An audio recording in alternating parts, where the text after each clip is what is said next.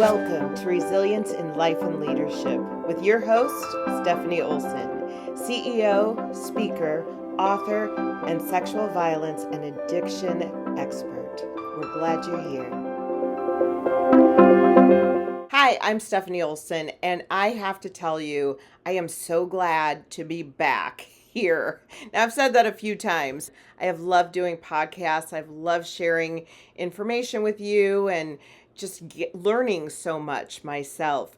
But I had to take a pretty long break. And a lot of the reason for that is because of the work I was doing with the Set Me Free project. We have scaled to a national level. I've been speaking on a monthly basis around this nation. And so it's been a busy time. Not to mention, I have launched my third child out into the world and am officially an empty nester, which is very exciting. So I bring you the first couple of podcasts back, but they are previous things I've done for conferences, and so I just wanted to share them with you. And this first one is called Peace After Trauma, and it was the Peace After Trauma Summit that I spoke at, and here you go. Hi there. My name's Stephanie Olson. I'm with Stephanie Olson Speaking and Consulting. I'm also the CEO of an organization called the Set Me Free Project, which does prevention education on human trafficking and sexual violence and healthy relationships. And I am so excited to be here. I first want to say thank you so much, Karen, for this opportunity to be with you. And I appreciate being able to be a part of this very important summit. Peace after trauma is not an easy thing, and it is something that is not overnight. And actually, frankly, it's not something that is actually completed, I believe, in our lifetime. It's a journey.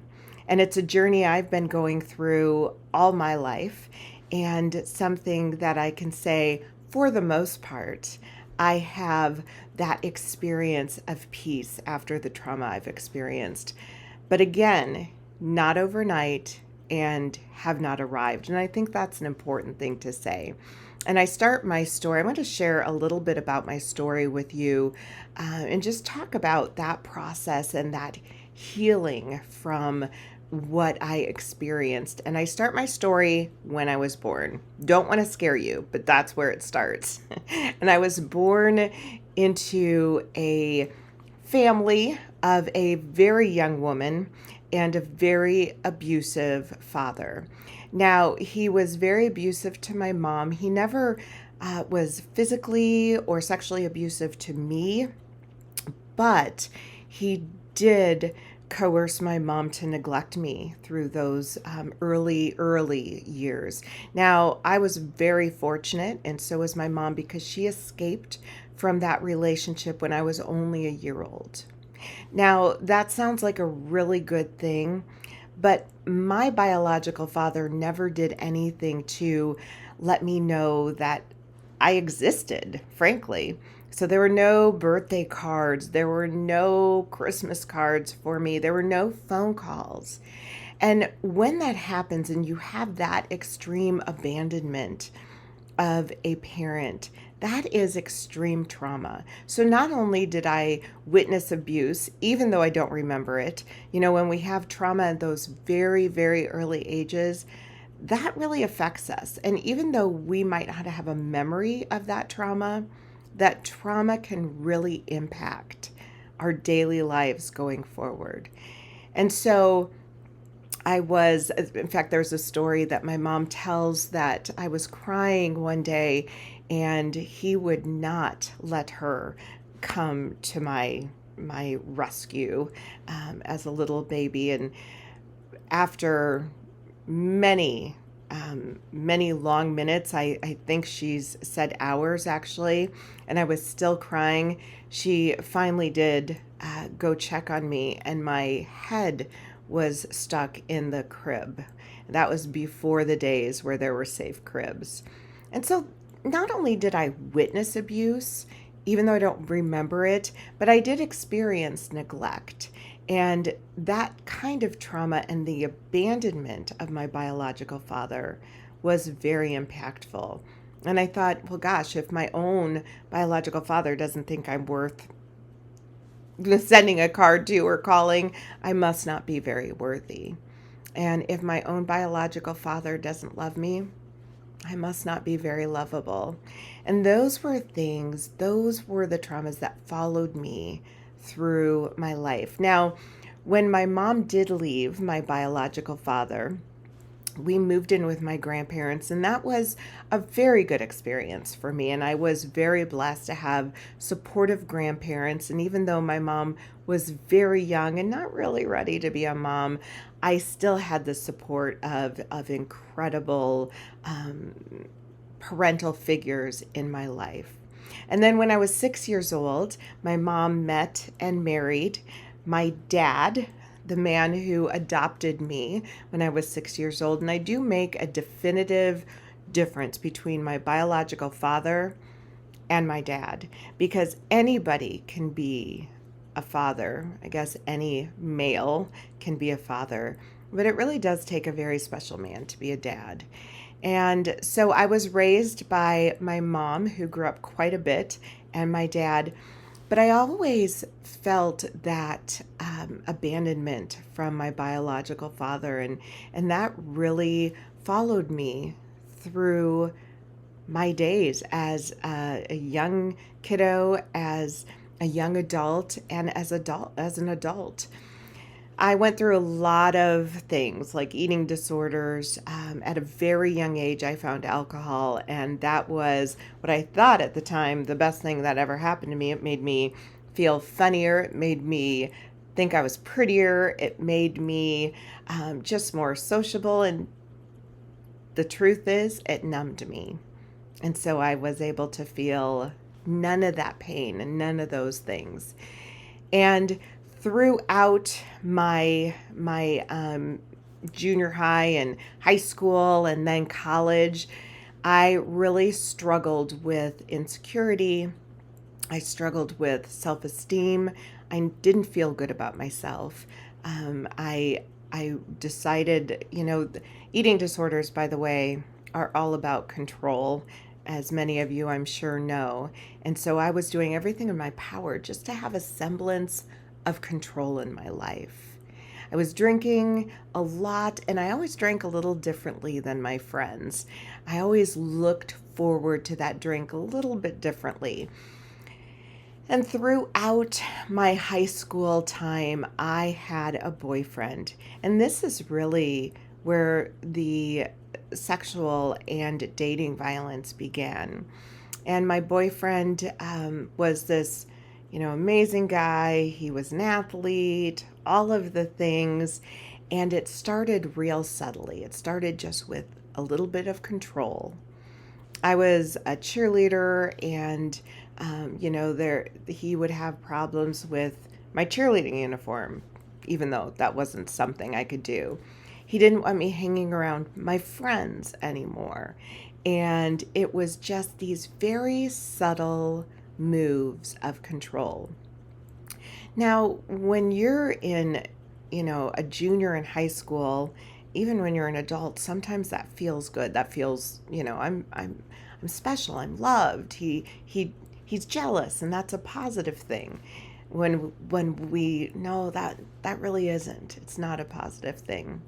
We dated for a very long time, and during that time, he at one point in time raped me.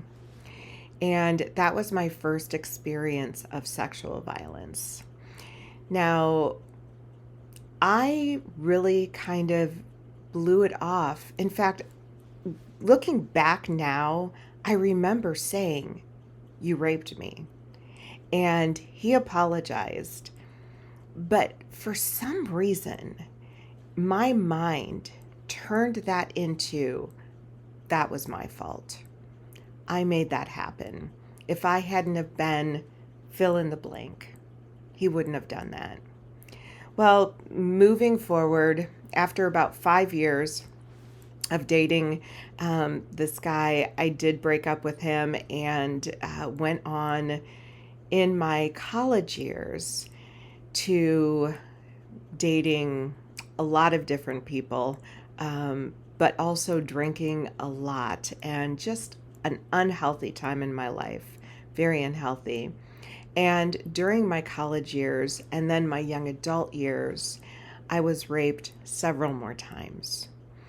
Now, these weren't as classic in my mindset of what you would call rape.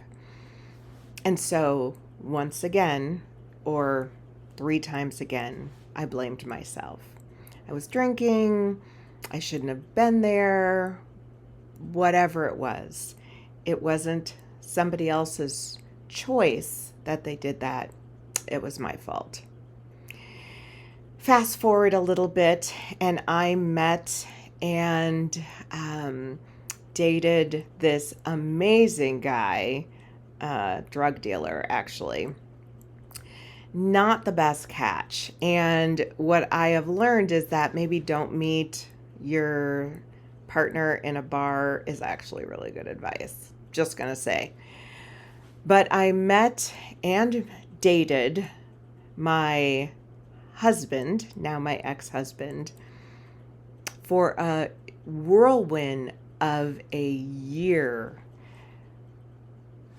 Just tumultuous dating time. It was really just ugly, unhealthy, and although it wasn't as abusive as it got later, early on, there were definitely red flags that were all over the place. And because I told my dad that we were maybe going to move in together, and he said, "This will kill your mother," I decided to marry him. Not the best plan. But again, it's really important to know that all of that abuse really can be very internalized. And all of a sudden, we look at ourselves differently. I work with education and curriculum on prevention education of human trafficking. And we talk about the grooming process quite a bit. The grooming process is something that when the person goes into the grooming process, it's never really the same person that comes out of the grooming process. And it is something that not only happens in sexual violence situations, but it can happen with romantic partner violence situations. And it may not even be intentional of the individual who is the abuser. It might be, but it might not even be intentional, but it is a part of that process. So the grooming process, they target an individual, they gain trust, they fill a need. Now, if you're looking at just those 3 things, that looks like the honeymoon phase, doesn't it? You may not realize you've been targeted, but that gaining trust can look like a whole bunch of amazing stuff. Like, oh my gosh, you love dogs, so do I. We have so much in common. This is amazing. And then they fill a need, and that could be, you are everything to me. You are beautiful. Now, in my case, I needed to hear the things that I felt like my biological father didn't give me. I needed to feel like I had worth. I needed to feel like I had value. I needed to feel like I was loved. And at that time in my life, I didn't realize that I had an intrinsic value that couldn't be changed by anybody else. I thought at that time it had to come from somebody else, and it doesn't. So anyway, the grooming process, they isolate, and then they sexualize or exploit you, and they maintain control. Now, if somebody does those first 3 well, those last 3 are much easier to do. And again, the person going into the grooming process is never the same person who comes out of the grooming process. So at that time, I wasn't feeling like I had worth, value. I wasn't feeling like I could be loved. And so all of those things, those lies that I would tell myself were just etched in my brain. You're not good enough. You're not worthy. You're not pretty enough. You're not thin enough. You're not enough. You're just not enough. And so this relationship that I had with my now ex-husband, I was prime for some of these things that I thought I deserved. So, got married, and it was 2 years of nightmare. Now, the majority of the abuse that I experienced was verbal and emotional. And I really think that it's important to think about domestic violence not as physical only. That violence can be so many different things, but that verbal and emotional abuse, that is something that sometimes we just make excuses for, don't we? We just say, well, he didn't mean that. It is so much easier. Now, I'm not saying it's any worse or less.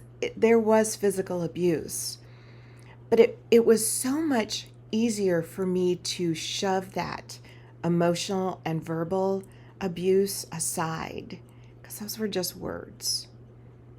Those words went deep, but in my mind, that's not abuse. Now, throughout these 2 years that I was married to him, it got pretty bad. And I finally got to this place where I was just exhausted. And also an alcoholic. Took a bunch of pills and a whiskey chaser because I just wanted to sleep. I think sometimes when we get to this place of abuse and trauma, and it wears us out. And after a while, sometimes we just want to sleep. Well, that wound up being one of the best things that happened to me, because, of course, they didn't think that I just wanted to sleep. They thought I wanted to take my life. And I wound up in the hospital for a week. And it was probably one of the most important weeks of my entire life.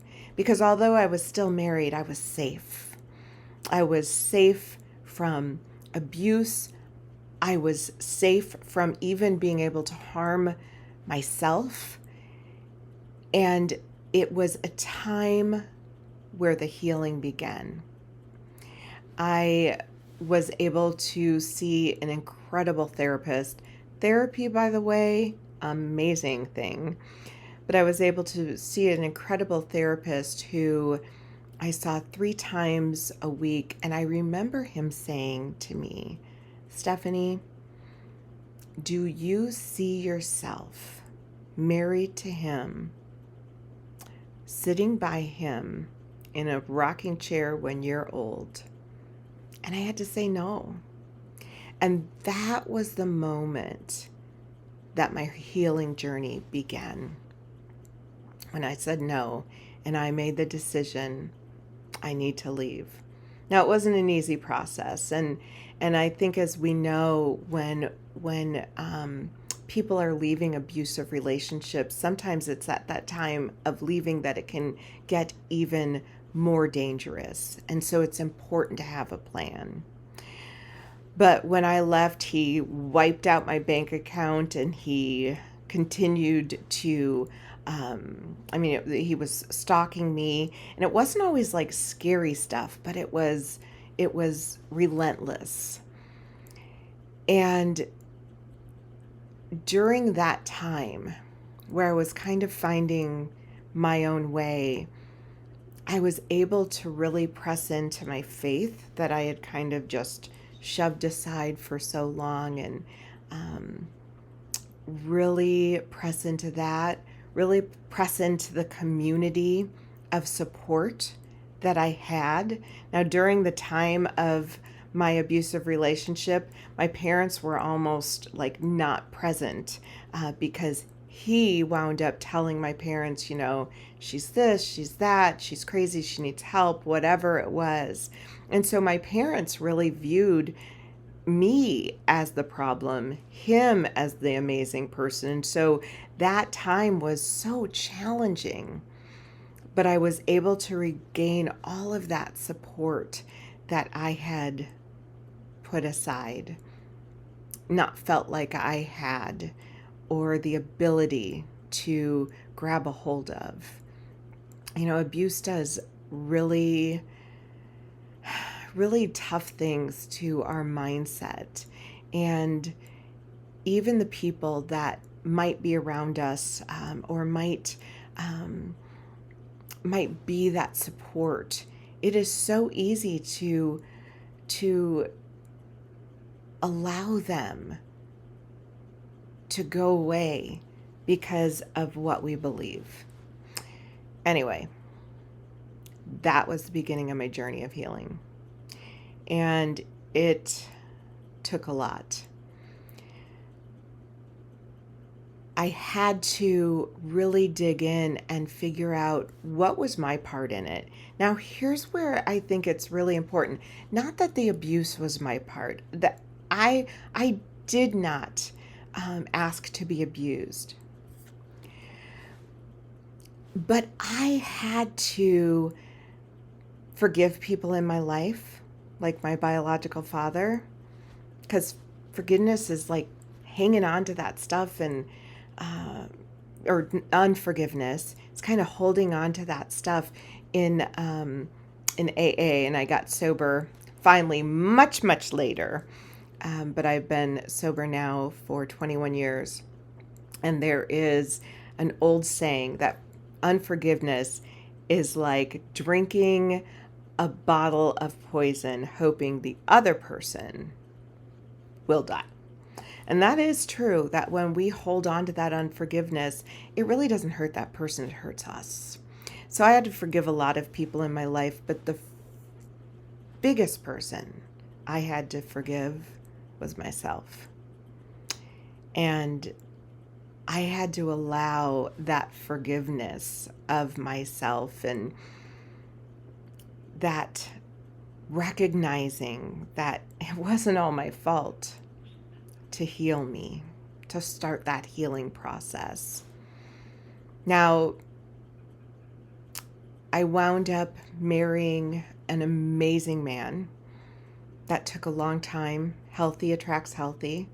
And although that was by the grace of God, because I wasn't quite there yet, I've been married now for 26 years to an incredible man who does honor me, and I honor him.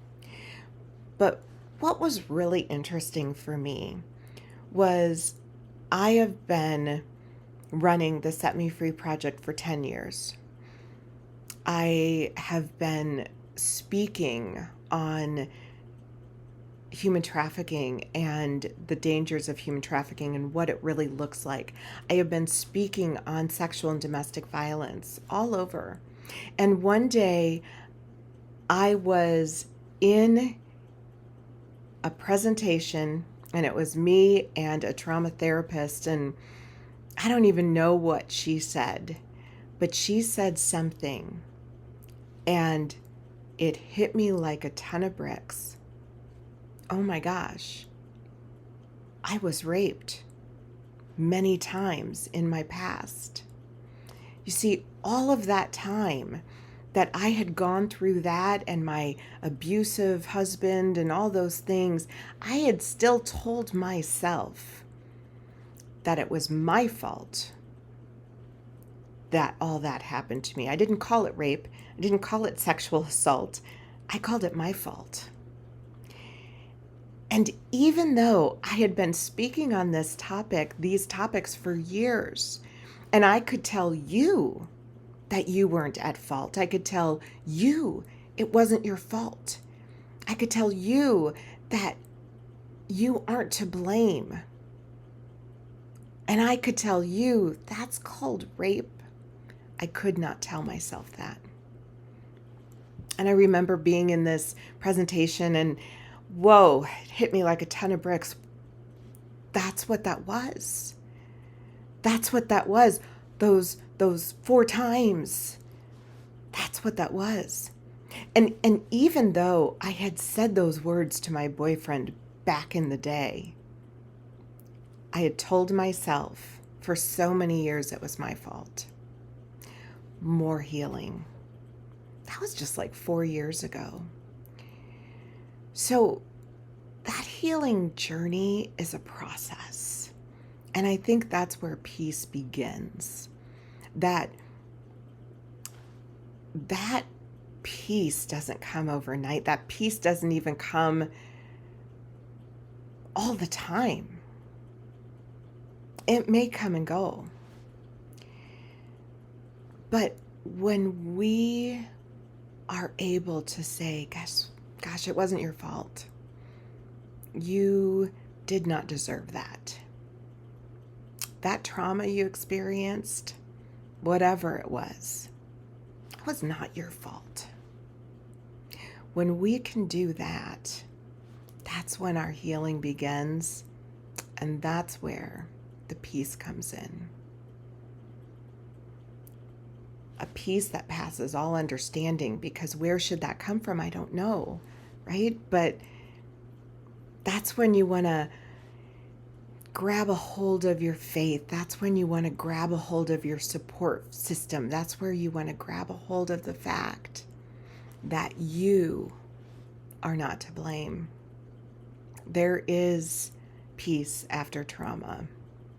And it's not easy and it's not overnight. Sometimes it's a pretty tough journey. But when you allow yourself to feel that, when you forgive yourself for whatever that may be, not even something that you did wrong, but sometimes we just need to tell ourselves that, and it is amazing what God can do after that. Because when that happens, that's when we can start healing and then maybe giving back. And I'm not even talking about giving back in big chunks, just one person at a time. That trauma that I experienced from 1 to 5 years old and then later on in my life, that does not go away. And there are times that it still hits me. But that work that I did on myself, working to recover from the eating disorders, working to recover from alcoholism, working to recover from the fact that I thought it was my fault. That's the healing. And I really believe that we all have it in us. That's resilience. That's 2 steps forward, 3 steps back. But I am here to tell you today that whatever that trauma is, it's not your fault. And you can have peace beyond the trauma. Thank you so much. For more information on my journey and what I do, feel free to reach out anytime at stephanieolson.com. I would love to be a part of your journey in any way. Thank you so much, and thank you, Karen, for this opportunity. Thanks for tuning in. We hope you enjoyed it. Please share freely.